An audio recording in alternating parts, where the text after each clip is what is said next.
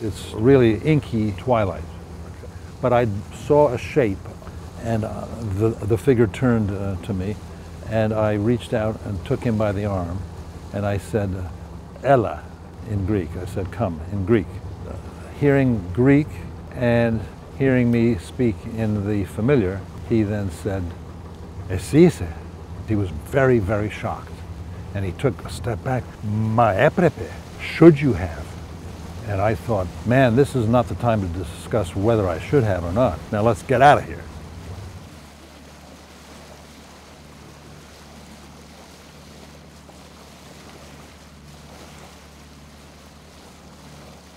Η χώρα διήρχετο μίαν κρίση, αναζητούσα διέξοδον εξ ενός πολιτικού αδιεξόδου εις το οποίο είχε εισέλθει. Ο εθνικός στρατός όφιλε να παρέμβει για να αποτρέψει των δρόμων προς τον κρυμνόν.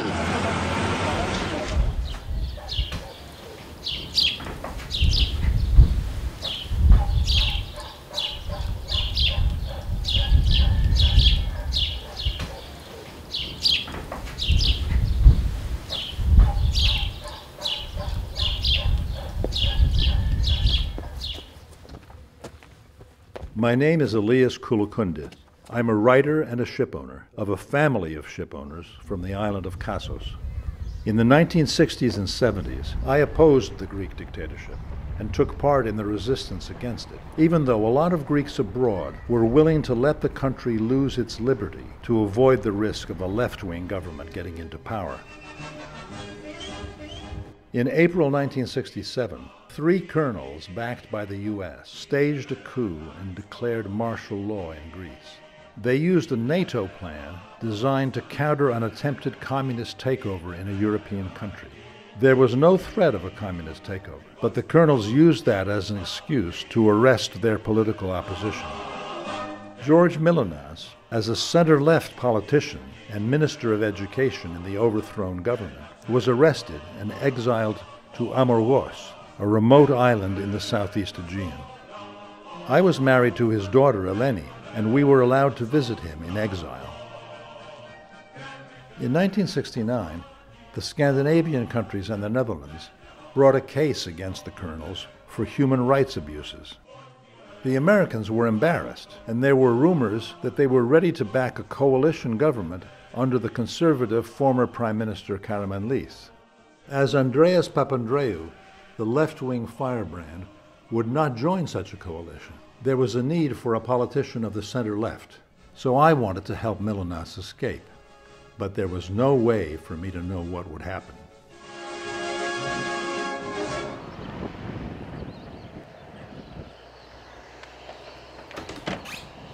The house, as you can see, is a very nice house. And it hasn't been changed really substantially since those days. This is where we had breakfast, around this table.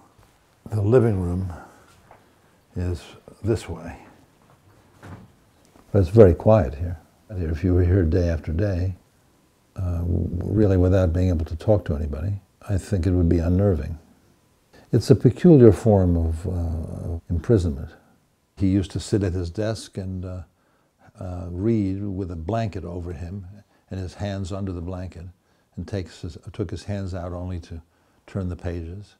And the other aspect of it, which was even harder to take, was that he was in isolation here. Nobody was really allowed to talk to him, and if anybody did, they got into trouble.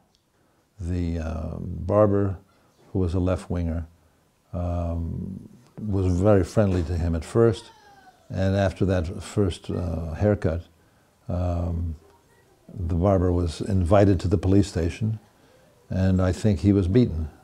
So the second haircut, he cut his hair and didn't talk. So you see, we're on the balcony of his house, and there is the Castro of Hora, which was where the medieval Amorgans built their houses around the castle to be protected from pirates. And as you can see from this place, they could see anybody approaching. And you see the mills on the top of that hill, and just below the mills was the police station, which meant that as soon as he came outside on his balcony, he was visible from the police. The toilet is off the courtyard, and just to go to the bathroom, he'd have to come out here, go down the steps.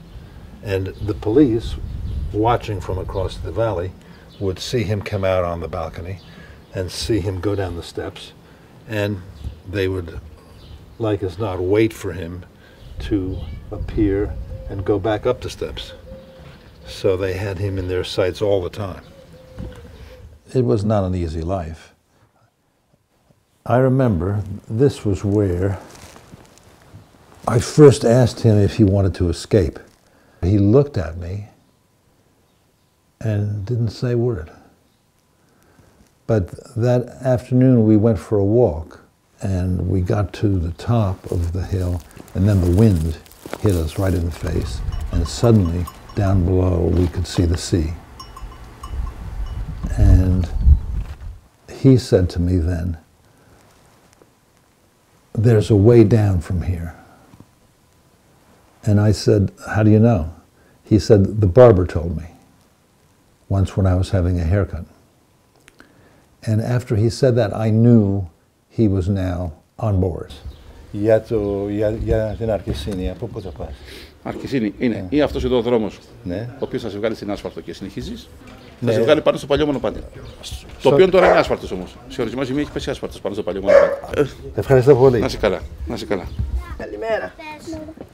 On the day when we were planning the escape, he was in very good mood, and he started singing, "I'll take the high road and you take the low road." So let's take the low road. When I first met him, I was very taken with him. And I immediately, I would think, admired him. And that, of course, led me later to want to rescue him. What started to happen in this house, as his daughter and I visited him, were things which I was not even totally aware of at the time. I think I did things which annoyed him. Mostly, well, I think what annoyed him was that I was an independent person. I was, in fact, financially independent, and he could not accept that he'd been rescued by the son of a ship owner. Why did I help him escape? Because I was an ornery bugger, and I didn't like dictatorship. And I realized that I had a way of giving them one in the eye. And this was a way. And I felt you can't move the world, but whatever comes into your little world that you can do something about, you ought to do it. So I did, and I also liked adventure.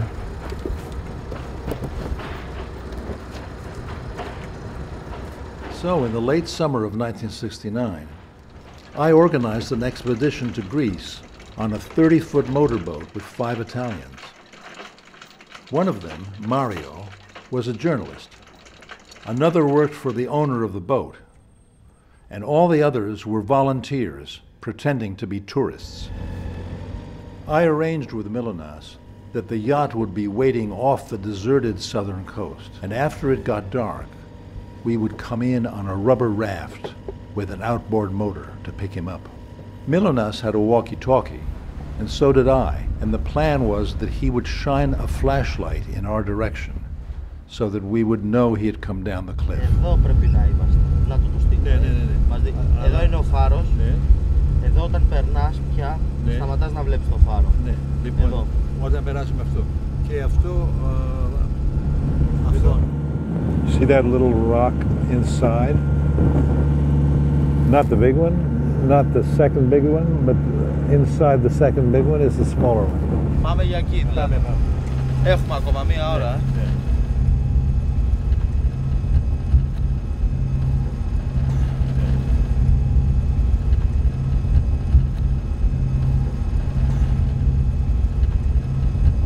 We took a compass reading on the island so as not to come in close while it was still light.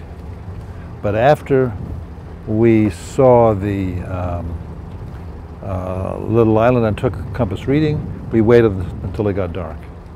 And then we followed the course that we were taking, which was 33, 32 degrees, around that. I don't remember, but we see it now. Από την ώρα που χάσατε το φως, πόση ώρα κάνατε περίπου, αλλά σταματήσατε, βράδιασε και ξανασυνεχίσατε? Ναι. Δεν θα έλεγα παραπάνω από 20 λεπτά. Κύριε Ηλία. Ναι. Εκεί, αυτό μου του έδειξες, δεν είναι? Ναι, το ψηλό. That's the rock we saw from the cliff this morning. Are you sure? There are several reasons why I think that's the rock. As soon as we passed the Cape, the lighthouse disappeared behind us, and we saw the rock ahead, and that was the rock. And the way down looks negotiable. It's not impossible. Wouldn't be an easy stroll, but he wasn't out for a stroll. What we had done before we left the main yacht was I had given my walkie-talkie to Mario. So now the contact was going to be between Mario on the main yacht and Milonas on shore. Why did I do that? Because if I had kept the walkie-talkie, we would have ended up with 2 walkie-talkies on shore. The other advantage was that I could flash a light towards Mario, who was still on the main boat, and as soon as he saw my light, he would know, he would say to Milonas, please shine us a light. Now that meant there were 2 lights going away from the shore, but no lights going towards the shore, which is what we wanted. We didn't want to be flashing lights at the shore to attract attention. So Mario, when he heard when he saw my flash, he spoke into the walkie-talkie, and he felt he had to introduce himself, and he said, "Maintenant je vous parle en français. Je suis un autre homme. Now I'm a different man, and I'm speaking to you in French." And after that, everything happened very, very quickly. I reached out and took him by the arm, and I said, "Ella." And I rather pushed him into the rubber raft. We were going full speed, outboard motor screaming, and everybody was at the stern waiting for us. And Milonas grasped the ladder and stepped aboard, and he said, "Bonsoir, mes amis." So everybody was speaking French.